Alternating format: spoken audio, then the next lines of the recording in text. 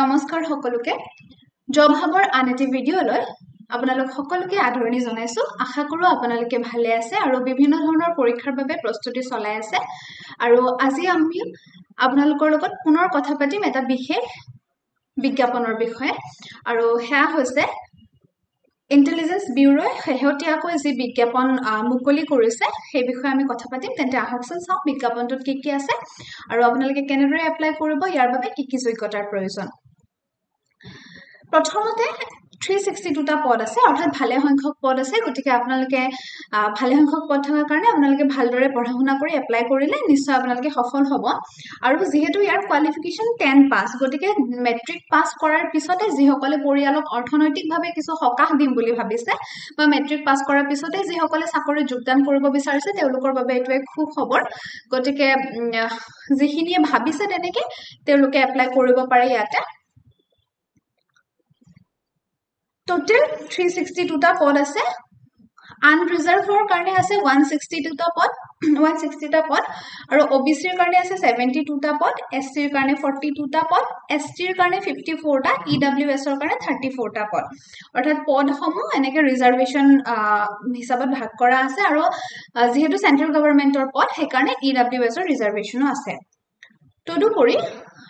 central গৱৰ্ণমেন্টৰ job হোৱা কাৰণে আপোনালোকৰ ট্ৰান্সফাৰ লায়াবিলিটিও থাকিব গতিকে আপোনালোকে যত জব কৰিব বিচাৰিব তাতে আপোনালোকে এপ্লাই কৰিলে হল সেই হিচাপত গতিকে মানে যিকোনো ভাৰতৰ যিকোনো ঠাইতে আপোনালোকে জব কৰিব পাৰিব গতিকে ট্ৰান্সফাৰৰ ক্ষেত্ৰত সম্পূৰ্ণ লায়াবিলিটি আছে আপোনালোকৰ পৰীক্ষাটো কেনে ধৰণে হ'ব আৰু কি কি সাবজেক্ট থাকিব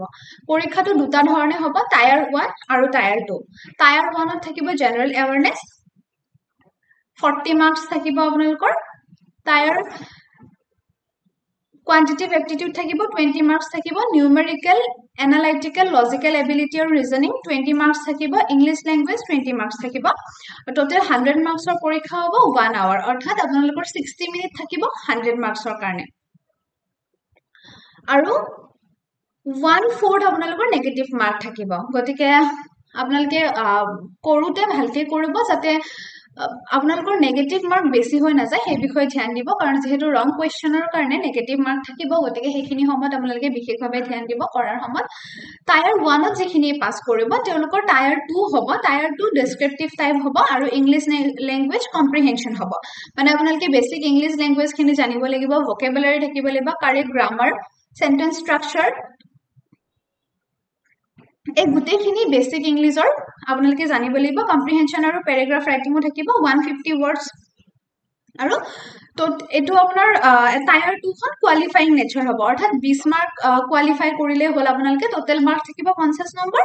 আৰু 1 ঘণ্টাৰ থাকিব টায়াৰ 2 টায়াৰ 1 আপোনালোকে ক্লিয়াৰ কৰাৰ পিছত টায়াৰ 2 কৰিব লাগিব আৰু টায়াৰ 2 খন কোৱালিফাইং নেচাৰ হয় আৰু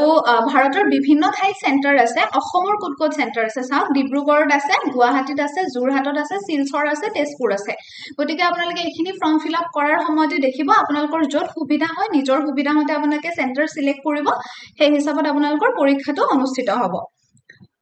এপ্লিকেশন কৰিব পাৰিব আপোনালোকৰ এপ্লিকেশনৰ ডেট মুকলি হৈছে 22 তাৰিখৰ পৰা আৰু ক্লোজিং ডেট হৈছে 14 ডিসেম্বৰ 22 নৱেম্বৰৰ পৰা আপোনালোকৰ অনলাইন এপ্লিকেশনৰ ওপেনিং ডেট আৰু ক্লোজিং ডেট হৈছে 14 নৱেম্বৰ গতিকে আপোনালোকে একেবাৰে শেষৰ ফালেও থাকিব নালাগে ডিসেম্বৰৰ 3-4 তাৰিখৰ ভিতৰত আপোনালোকে কৰি সমাপ্ত কৰিব কাৰণ শেষৰ ফালে থাকিলে কেতিয়াবা সাৰ্ভাৰ প্ৰবলেম হয় ৱেবসাইটৰ গতিকে হিফালে শেষলৈকে থাকি নিজকে পেনিক কৰাতকে আপোনালোকে সোনকালে এপ্লাই কৰি থৈ দিব আৰু এপ্লাই কেনেকৈ কৰিব যেটো আটাইতকৈ গুৰুত্বপূৰ্ণ প্ৰসেস আপোনালোকৰ নিজৰ ইমেইল আইডি আৰু মোবাইল নাম্বাৰ থাকিব লাগিব আমি প্ৰায়বোৰ পৰীক্ষাতে দেখিছো ইতিমধ্যে যিমান কেইটা আমি বিজ্ঞাপনৰ ভিডিও বনাইছো প্ৰায়বোৰতে ইমেইল আইডি আৰু আপোনাৰ মোবাইল নাম্বাৰ এটা থাকিবই লাগিব আৰু যেহেতু আজিকালি সকলো অনলাইন কৰিব লাগে গতিকে অনলাইনৰ কাৰণে আপোনাৰ ভ্যালিড মোবাইল নাম্বাৰ এটা আৰু ভ্যালিড ইমেইল আইডি এটা যথেষ্ট গুৰুত্বপূৰ্ণ গতিকে আপোনালোকে ইমেইল আইডি আৰু মোবাইল নাম্বাৰটো থাকিবই লাগিব ক্যান্ডিডেটৰ সেই হিচাপত আপোনালোকে ৰেজিষ্ট্ৰেচন কৰিব লাগিব ৰেজিষ্ট্ৰেচনৰ দুটা প্ৰসেস আছে স্টেপ 1 আৰু স্টেপ 2 স্টেপ 1 ত আপোনালোকৰ পাৰ্সোনাল আৰু কন্টাক্ট ডিটেইলছ খিনি থাকিব তাৰ পিছত আপোনালোকৰ লগইন আইডি আৰু পাসওয়াৰ্ড হ'ব আৰু হেতু আপোনালোকৰ ইমেইল আইডিত যাব আৰু ৰেজিষ্টাৰ মোবাইল নাম্বাৰত সেইকাৰণে আপোনালোকৰ ইমেইল আইডিটো যথেষ্ট গুৰুত্বপূৰ্ণ হয় গতিকে ইমেইল আইডিত আপোনালোকৰ আইডি আৰু পাছৱৰ্ড যাব সেই পাছৱৰ্ডটোৱে নেক্সট যেতিয়া ষ্টেপ 2 কৰিব তাতে আপোনালোকে ৰিলগইন কৰিব লাগিব অৰ্থাৎ এবাৰ আপোনালোকে নিজৰ লগইন আইডি আৰু পাছৱৰ্ডটো বনাই লোৱাৰ পিছত সেই পাছৱৰ্ডটো দি আপোনালোকে ৰিলগইন কৰিব লাগিব তাৰ পিছত আপোনালোকে personal details qualification photo upload কৰিব লাগিব সিগনেচাৰ আপলোড কৰিব লাগিব এই এক্সামৰ ফিজ যিমানখিনি থাকে সেইখিনি কৰিব লাগিব তাৰ পিছত আপোনালোকৰ হৈ যাব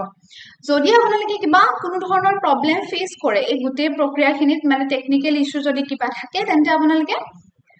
ইয়াতে হেল্প ডেস্ক নাম্বাৰ এটা আছে এই নাম্বাৰটোত ফোন কৰিব সোমবাৰৰ পৰা শনিবাৰৰ ভিতৰত কিবা যদি আপোনালোকৰ টেকনিক্যাল যেনেকুৱা ইস্যু থাকে তেওঁলোকে ফোন কৰিব তেওঁলোকে সুধি ধুনিয়াকে জনাই দিব আপোনালোকক আৰু এইখিনি ফি স্ট্ৰাকচাৰ